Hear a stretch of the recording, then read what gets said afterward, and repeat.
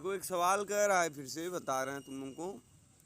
कह रहा है एक तनन अवयव दो असमान कोणीय खंड ISA 125 × 75 × 8 mm का है, जिसको दिए गए अकॉर्डिंग टू फिगर जोड़ का विकल्पन करें जो कोणीय खंडों की पूर्ण सामर्थ्य के बराबर भार वहन कर सके।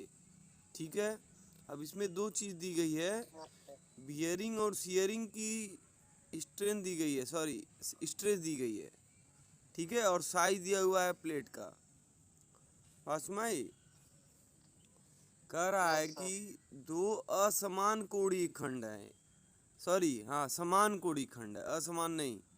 एक देखो इधर है, एक लगा हुआ इधर है। पासमाई ये असमान नहीं समान कोणीय खंड है, ये गलत लिखा है। ठीक है, दो समान कोणीय खंड, उनकी साइज दी गई है 125 × 75 × 8, यानी कि दोनों क्या है 125 × 75 × 8 इस तरह से है। ये जो लंबाई है 125 है, ठीक, ये जो लंबाई है 75 है, ठीक है, और उसकी जो मोटाई है वो कितनी है 8 mm है। ठीक है, और एक नहीं ये दो है, दो है। देखो एक किधर लगाया गया है और दूसरा किधर लगाया है, इधर लगाया है। ठीक है, अब कह रहा है कि इसमें जोड़ का विकल्पन करें। ठीक है, यानी कि जो वेल्डिंग ज्वाइंट की गई है उसका जो है डिजाइन करना है तुमको। ठीक, अब जो अभिकल्पन तुम करोगे उसके लिए तुमको जो है स्ट्रेस दे रखा है FT, यानी कि टेंसाइल स्ट्रेस, और FS शियरिंग स्ट्रेस। पास में आई? जी सर। तो अब देखो, अब इसको हमको डिजाइन करना है, तो हमारे पास एक फार्मूला था। ठीक है,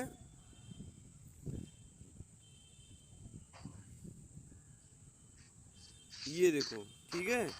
अब यहाँ पर देखो हम शुरू से बता रहे हैं। अब इसका हमें देखो एरिया चाहिए होगा।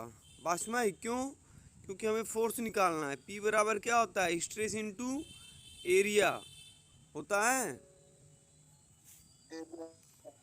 स्ट्रेस इनटू एरिया जी होता सर। है। ठीक है, तो फोर्स को F भी लिख सकते हो, जी P भी सर। लिख सकते हो, कोई दिक्कत नहीं जी। है। तो हमको क्या चाहिए, स्ट्रेस दिया हुआ है क्वेश्चन में। ठीक है, प्लेट पर स्ट्रेस 150 और 102, तो ये 150 दिया हुआ है। ठीक है, हमको एरिया चाहिए। जी। अब ये जो एंगल इस तरह से है, इसका एरिया कैसे निकालोगे हमको बताओ। अब पार्ट में करो तब ना कैलकुलेट करोगे, तो इतना नहीं करना है। इसके लिए तुमको क्या करना है, टेबल देखना है। ठीक है,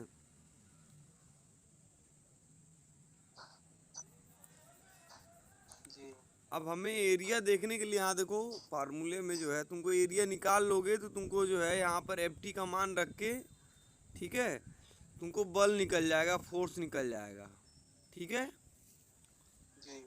अब जी। उसके लिए जो है या तो हम दोनों पे निकाले या तो सिंगल निकाले। अभी हम टेबल देखेंगे कि एरिया कितना होगा उस एंगल का। अब इस एंगल का जो साइज है उसके आधार पे हम टेबल पे जाएंगे, टेबल से देखेंगे कि उसका एरिया कितना है। अब एरिया निकालने के लिए हम टेबल दिखा रहे हैं तुम लोगों को।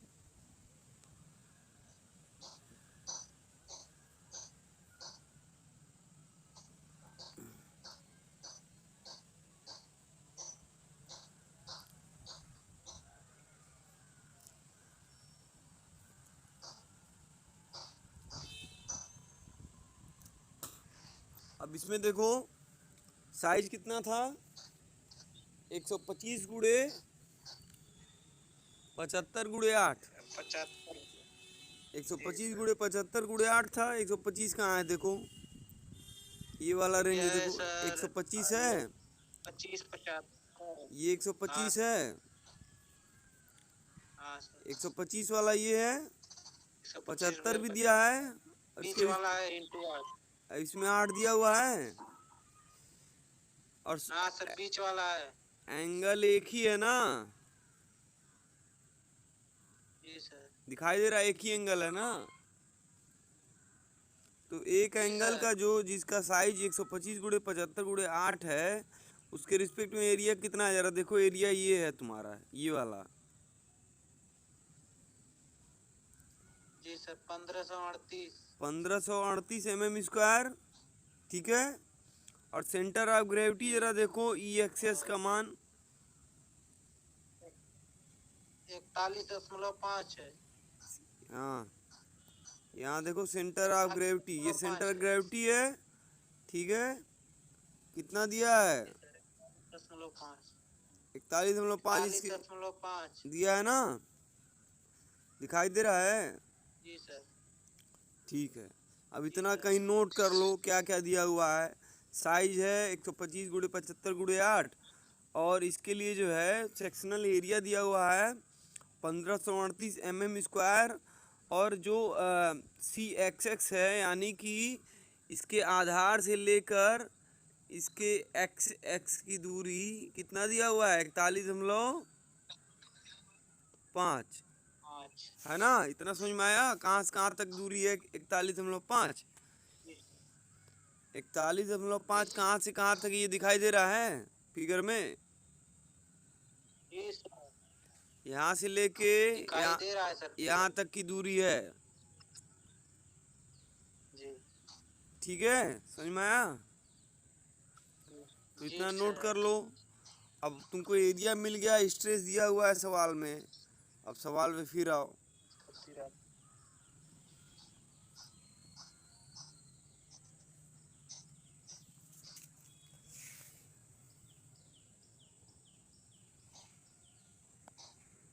अब देखो, अब इसमें क्या कह रहा है? अब इसमें तुमने जो एरिया निकाला एक का था कितना? एक एक एंगल का एरिया कितना था? 41.5। अबे एरिया, क्षेत्रफल। 125। हाँ एक। हाँ सर 1538 था। 1538 एक का था, और दो है तो दोनों का कितना हो जाएगा? जी पूरा हो जाएगा 3,76 mm²। 3076 आया।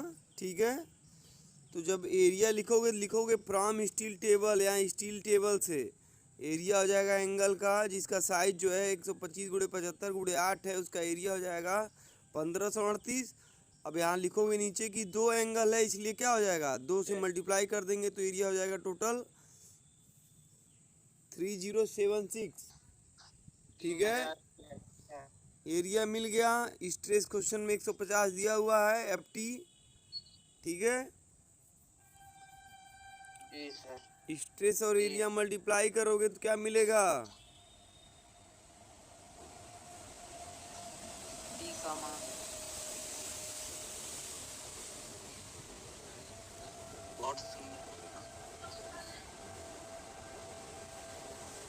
अब यहाँ स्ट्रेस दिया हुआ है और एरिया दिया हुआ है। ठीक है, तो खंड पे कितना बल आ रहा है ये निकल जाएगा।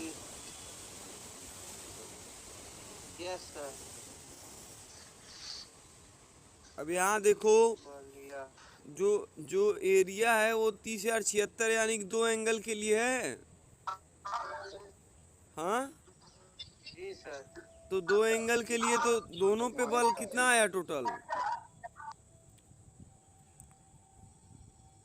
3,076 गुणे 150। कितना आएगा? 461। अब 461। 461.4। 461.4 कितने एंगल के लिए? एक की दो? दोनों के लिए है सर। क्यों? दोनों का एरिया है ना सर, दोनों का एरिया निकाल के हाँ, जब गुणा दोनों किया के गया। लिए लिए हो तो एरिया जो दोनों लिए हुए तो फोर्स दोनों के लिए आएगा कंबाइंड। ठीक है, तो आया चार सौ जी इकसठ सर। दशमलव चार तो अब दो पे आ रहा है तो एक खंड पे कितना आएगा? एक खंड पे आएगा 230.7 कैसे आया? 461 उसे भाग दे दिए हैं दो से, अलग अलग आ गया एक एक। 461.4 में दो से भाग दे दिए तो एक एंगल पे आ गया, कितना बल आएगा? हाँ, जी सर। अब हमें बल निकल गया जी सर। है ना। अब उसके हिसाब से जो है कितना जो है वो रखना है, साइज ऑफ वेल्ड कितना रखना है, लेंथ, इफेक्टिव लेंथ, उसको हम निकालेंगे। अब उसके लिए हम करते क्या है, सबसे पहले ये देख लो कि हमारे पास जो है एक एंगल पे जो लोड है वो आया है 230.7, ठीक है ना। अब साइज ऑफ वेल्ड जो तुम्हारा होता है वो मिनिमम और मैक्सिमम का एक कंडीशन होता है, इसको तुमको याद करना पड़ेगा या टेबल से देखना पड़ेगा। बात सुनाई। साइज ऑफ वेल्ड का जो कंडीशन है कि साइज कितना मैक्सिमम रखें कितना मिनिमम रखेंगे, ये याद रख लेना। जो मिनिमम होगा वो कितना होगा, 3 मिलीमीटर। जो वेल्ड की साइज रखते हो यस का मान, वो सबसे न्यूनतम होगा 3 मिलीमीटर और अधिकतम कितना होगा, 6.5। है। ठीक है। जी सर। तो मिनिमम और मैक्सिमम पता चल गया। यस। 3 और 6, 6.5। ठीक है, इसको हम जो है मान लेते हैं 6 के बराबर। ठीक है, 6.5 से थोड़ा कम रखेंगे हम। ठीक है, 0.5 घटा लेंगे तो 6 के बराबर ले लेंगे। अभी हम दिखा रहे हो कहाँ से आया ये टेबल।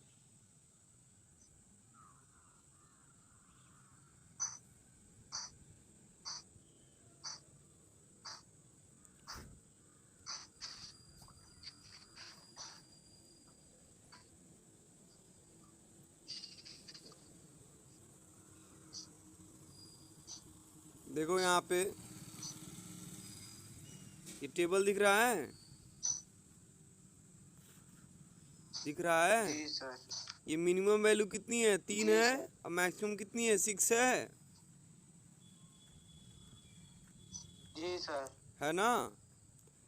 तो 3 से 6 के बीच में ही ज़्यादातर लेंगे। एक टेबल और है यहाँ पे देख लो, ये तुमको जो है स्टील कोड से देखना पड़ेगा इस वैल्यू को। पेज नंबर 78 पे तुमको मिलेगा। ठीक है, जो हम भेजे हुए हैं कोड, जी। कोड में पेज नंबर 78 पे दिया हुआ है, इसको ध्यान से पढ़ना। ठीक, अब देखो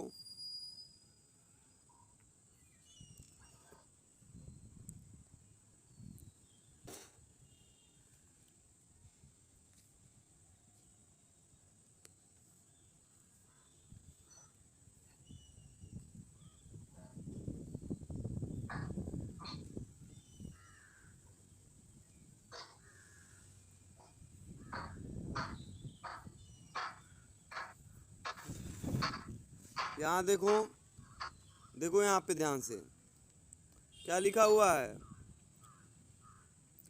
प्लेट की मोटाई, अभी नहीं आया सर हमारे लिए। आ जाए तो हाँ। बताओ। आ गया। अब इसका स्क्रीनशॉट तुम लोग लेके रख लो, इसको ऐसे हम भेजे हुए हैं तुम लोगों को। अब देखो, अगर प्लेट की मोटाई दी हुई है, ठीक है, कोई एंगल है जिसमें प्लेट की मोटाई दी हुई है, और उसमें जो है वेल्ड की न्यूनतम और मैक्सिमम वैल्यू कितनी होगी ये हमें निकालना है। तो इस टेबल से हम निकालेंगे, इसको याद कर लेना या देख लो। ठीक है, जो हम अभी बता रहे थे कोड में, वही टेबल में भी है। ठीक है, अब देखो प्लेट की मोटाई कितनी, अगर 5 mm है, ठीक है, तो 5 mm पे न्यूनतम कितना होगा, 3। जी। अब मैक्सिमम कितना होगा, 3.5। 3। बात सुनाई। 3.5। और 3.5 कब होगा, जी जब सर। वर्गाकार किनारा होगा, और गोलाकार होगा तो 3.75 हो जाएगा मैक्सिमम वैल्यू वेल्ड की। 3.75। यस का मान जो है न्यूनतम 3 और मैक्सिमम कितना, 3.5 या 3.75, डिपेंड करेगा वर्गाकार किनारा है कि गोलाकार किनारा है। बात सुनाई। ठीक है, लेकिन क्वेश्चन में जो हमें दिया हुआ है, देखो 3 से लेकर 20 तक दिया हुआ है थिकनेस के लिए। ठीक है,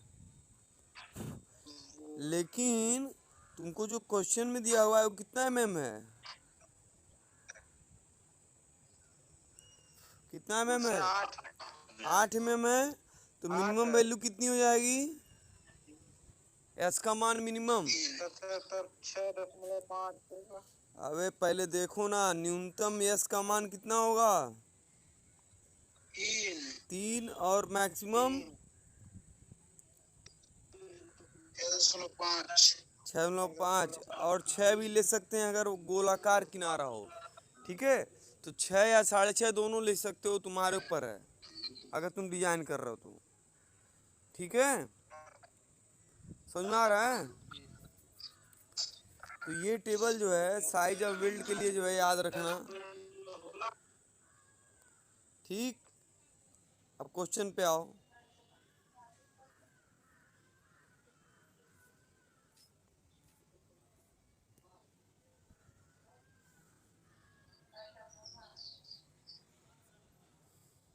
हम घुमा दे, काहे टेंशन ले।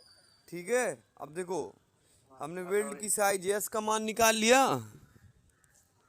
हाँ, ये सर। अब देखो, अब इसमें जो है तुमको जो पी का मान निकाले थे एक एंगल पे, वो था तुम्हारा 230.7।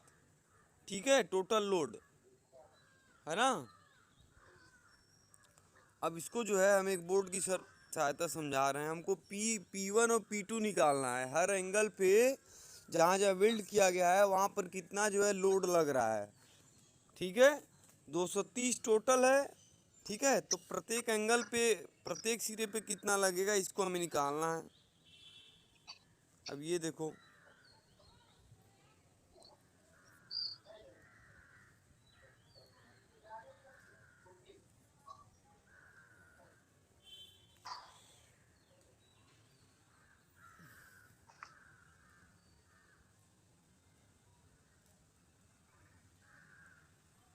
ये एंगल है तुम्हारा।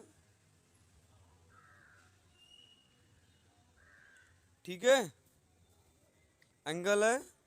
इसकी साइज नीचे कितनी दी हुई थी? 75। यहाँ पर 125। इसकी थिकनेस कितनी थी? 8। दिया है ना। अब देखो इसको वेल्ड किया गया है, ऊपर किया गया है और नीचे किया गया है। ठीक है, तो जहाँ पर वेल्ड करे हो तुम, जहाँ पर वेल्ड करोगे वहीं पर सारा जो है लोड आएगा तुम्हारा। और जो कंसंट्रेटेड लोड होगा, जैसे मान लो यहाँ पर लगा P1। ठीक है, और यहाँ लगेगा क्या? P2। ठीक है, बात समझ में आई? और इसका जो रिएक्शन लगेगा ये कहाँ पे लगेगा?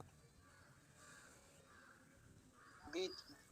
टोटल भार का जो कंसंट्रेटेड लोड होता है वो कहाँ लगता है? बीच में। कहाँ पे? सेंटर ऑफ ग्रेविटी जहाँ पे होती है। सेंटर ऑफ ग्रेविटी तुम निकाल चुके हो, डॉटेड लाइन से दिखा दे रहे हैं इस तरह से। ठीक है, 40.5। कहाँ से कहाँ तक था? नीचे से ना। Yes sir. कितना था ये? 41.5। ये था ना CXX। जी सर। 41.5 था। यहाँ से यहाँ तक, तो ये वैल्यू कितनी हो जाएगी ऊपर से नीचे वाली? सर वही घटा देंगे, 83.5 आएगा। कितने में से घटाएंगे? 125 में से। 125 में से घटा दोगे कितना? 41.5 तो आ जाएगा तुम्हारा कितना? CYY 83.5। 125 माइनस 41.5 83.5 आएगा। 5। ठीक है, तो यहाँ से यहाँ तक की दूरी हमको मिल गई कितनी? 83.5। और ये दूरी मिल गई तुमको कितनी? 41.5। इतना समझ में आया? यस। अब जब दोनों लंबाई मिल गई या दोनों जो है लोड का जो है डिस्टेंस डिसाइड हो गया, तो ये जो दोनों लोड लगेगा इसका रिएक्शन किधर की तरफ लगेगा? इधर लगेगा। दोनों तरफ होगा ना सर। जैसे तुम ये बीम देखते हो, बीम में ये P1 लग रहा है, ये P2 लग रहा है। ये R1 मान लो, ये R2 मान लो, और लोड P है, तो P बराबर क्या हो जाएगा? R1 प्लस R2 होगा कि नहीं होगा? हो जाएगा, हो जाएगा बहुत ना? तरफ लगेगा। तो ठीक उसी तरह से यहाँ पर देखो, जो P1 और P2 है किसके बराबर होगा? R1 R2। हट, कहाँ R1 R2 लिख रहा है तुमको? अरे सर वही आपके समझाने के हिसाब से उससे बोल दिए हैं।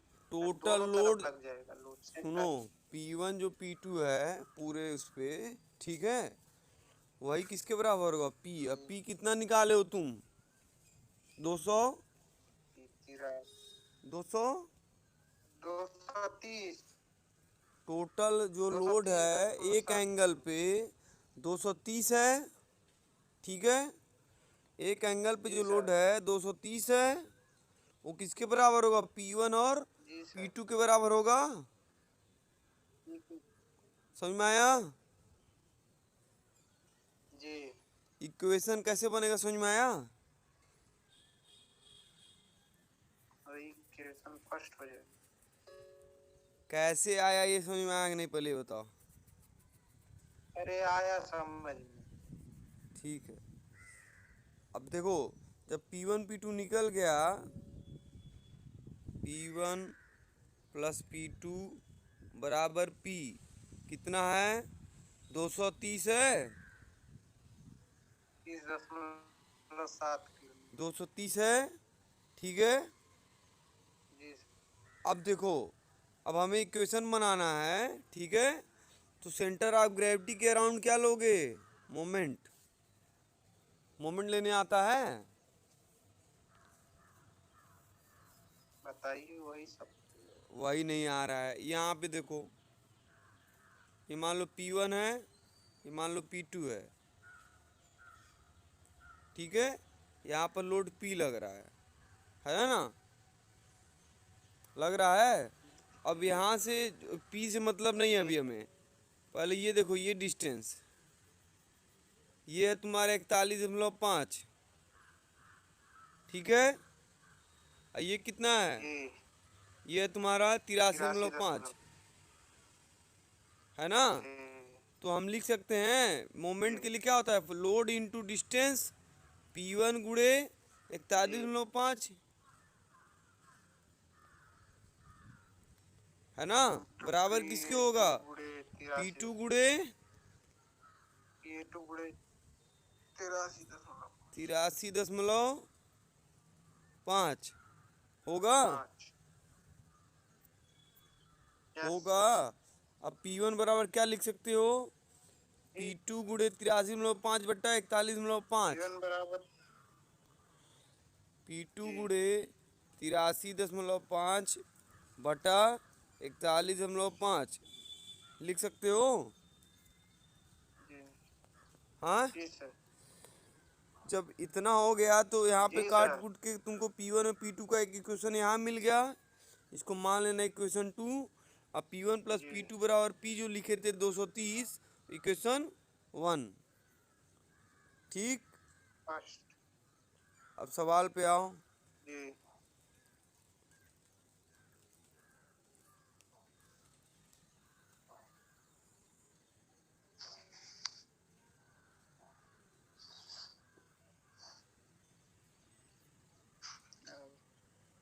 अब यहाँ देखो आया है 230, P1 P2 रखा है 230, ठीक है। जी। और इक्वेशन जो हम बनाए हैं P1 गुणे 41.5, P2 गुणे 83.5, दिख रहा है?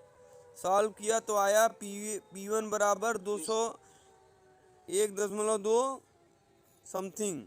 2.0। हाँ हाँ, 2.01 P2। 2 P2। P2, ठीक है। अब इस इक्वेशन 2 को उठा के किस में जी। रखा? इक्वेशन 1 में रखा। बात समझ आई? जी। तो 2 को 1 में रखा तो सॉल्व किया, जब आएगा क्या? P1 बराबर 230 बटा 3.012, सॉल्व करोगे तो P1 आ जाएगा। जी सर। कैसे? P2 आएगा सर। अरे उसमें सुन लो, सुन लो, P1 उठा के पूरा रख रहे हो ना, तो P2 यहाँ पे रख जी। दोगे तो P2 आएगा ना, यहाँ पे P2 बचेगा, ठीक है। तो इक्वेशन तुम्हारा बन रहा है, जी। देखो P1 की वैल्यू रख रहोगे तो यहाँ पर 2.012 P1 sorry P2 plus P2 बराबर 230। जी तो सर। ये दोनों जोड़ दोगे तो तुम्हारा वैल्यू जो जी। है जो भी आएगा उसको क्या करोगे, 3.013 को नीचे ले जाओगे, भाग दे दोगे ले आके इधर। ठीक है, तो आएगा तुम्हारा जी सर। 76.59। mm। A2 का मान P2 का मान जो आएगा वो 76.59 mm नहीं है, वो mm नहीं है, ये किलो न्यूटन आएगा, ये गलत लिखा है। जी सर। ठीक है, ये किलो न्यूटन में आएगा, जी लोड है, सर। बल का मान है। बात सुनाई, जी सर। 76.59। तो अब P1 मिल जाएगा, P2 निकल गया तो जी सर। P1 निकल जाएगा। कैसे, उठा के जो है 76.59 यहाँ पे रख दोगे और 230 जी में से सर। सीधे सीधे घटा देना तो P1 मिल जाएगा। यहाँ देखो घटाया हुआ है। जाता 10.5 से गुणा कर दो। अब देखो यहाँ पे, गुणा किए। यहाँ पर देखो आया है ना। जी सर। अब इसके बाद आगे, तो P1 P2 निकल गया तो दोनों लोड के इसके लिए बाद जो L1 है, L2 का मान निकल जाए। दोनों के लिए अलग अलग वैल्यू अब जो है, P1 के लिए जो लोड है P1, ठीक है, वहाँ पे P1 रख देना, K के जगह 0.7, यस के जगह कितना रखोगे 6 रखोगे वहाँ अब आ टेबल रहा है से, तो समझ और FH का मान निकाल दोगे तो L1 निकल जाएगा। ऐसे ही L2 निकाल लोगे P2 लोड के लिए, L2 भी निकल जाएगा सर, आ गया। हो जाएगा ना। P1 P2 भी बचा है। जी सर, अब आ गया पूरा। तो इसको लगा लेना। जी सर।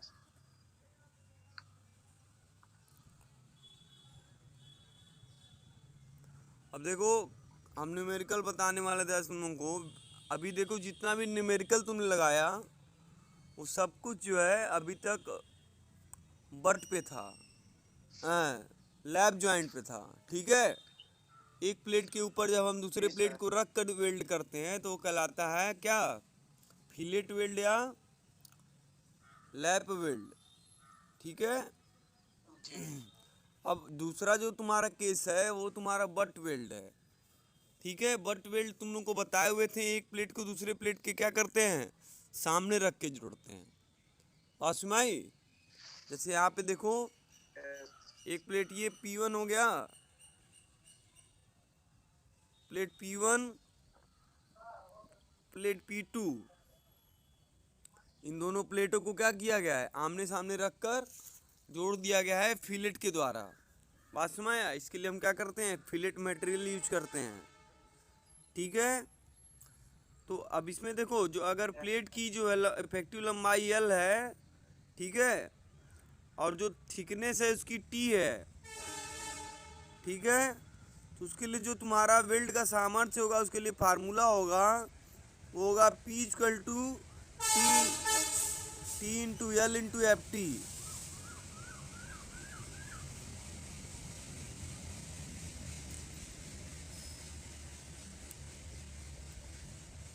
ठीक है, जो तुम्हारा वेल्ड का सामर्थ्य होगा P equal to T into L into F T, यानी कि T इंटू एल क्या है, L इंटू टी क्या है, इफेक्टिव एरिया, और एफ टी क्या है, टेंसाइल स्ट्रेस। जी sir. Tensile stress F T. अब जो देखो वेल्ड हम करेंगे आमने सामने रख के, उसके कई तरह के डिजाइन हो सकते हैं, संरचनाएं अलग अलग हो सकती हैं। ठीक है, जैसे तुम्हारा यहाँ दिया हुआ है सिंगल वी बट ज्वाइंट।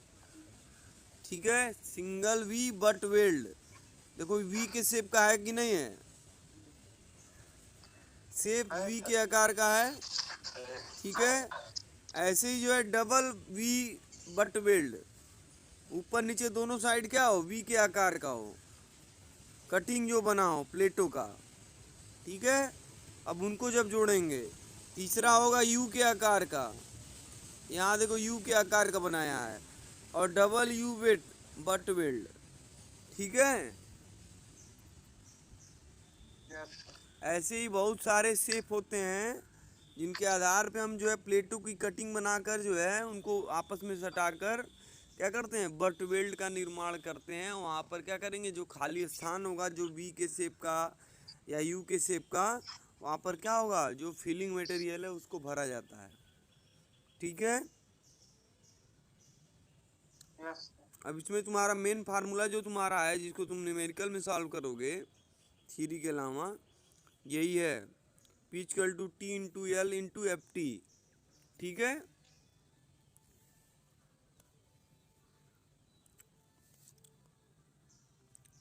इसके बाद देखो,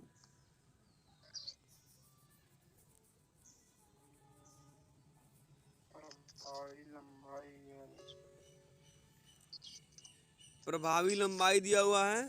ठीक है। बट वेल्ड की प्रभावी लंबाई वास्तविक लंबाई के बराबर है। जो एल का मान है, ठीक है, वही जो है बट वेल्ड की लंबाई के प्रभावी लंबाई के बराबर ले ली जाती है। और कंठ की मोटाई भी ऐसी ली जाती है। बात सुनाई। कंठ की मोटाई क्या होगी, टी होगी। ठीक है। लेकिन एक कंडीशन है उसमें। कंडीशन ये है कि अगर वी शेप का तुम वेल्डिंग कर रहे हो, ठीक है, जब भी जो है तुम इस तरह का शेप बनाकर वेल्डिंग करते हो, इसमें मटेरियल भरोगे तो पूरी गहराई तक नहीं जाएगा। हो सकता है यहीं तक भरे, नीचे वाला जगह खाली रह जाए कुछ हिस्सा। ठीक है। तो जो तुम्हारा कंठ की मोटाई होगी वो तुम्हारा कितना लोगे, 5/8 ऑफ टी। कितना, 5/8 गुणे टी। टी क्या होगा, थिकनेस ऑफ प्लेट। पूरे थिकनेस ऑफ प्लेट का 5/8 कर दोगे तो तुम्हें क्या मिलेगा, कंठ की मोटाई। यहाँ देखो लिखा हुआ है